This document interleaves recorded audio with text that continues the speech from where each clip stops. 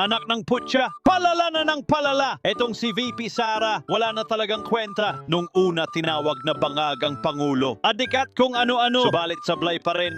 Pagdating ng dulo, pinagbanta na lalagutan ang ama ng ating bayan. Pero hanggang sa kasalukuya, wala pa ring napatunayan. Kaya naman, pumwelta na naman itong si Inday na bulaan muli na namang gumawa ng kwento. Dahilan daw ng pag-resign sa DepEd.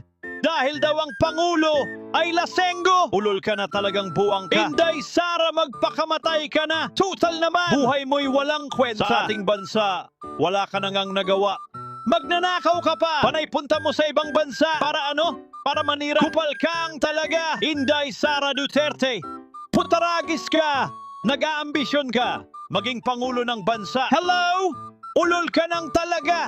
Ipapahamak mo pa. Kaming mga madla, magsarili ka! O kaya magbigti ka! Total naman palagi kang wala sa opisina mo. Ni anino mo wala.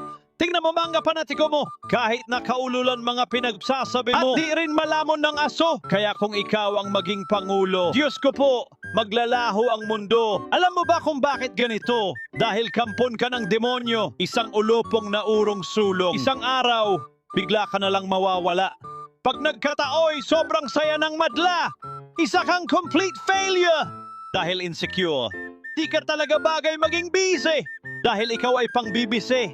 Isa kang ulol. Bagay sa'yo pang trike patrol. Sana all.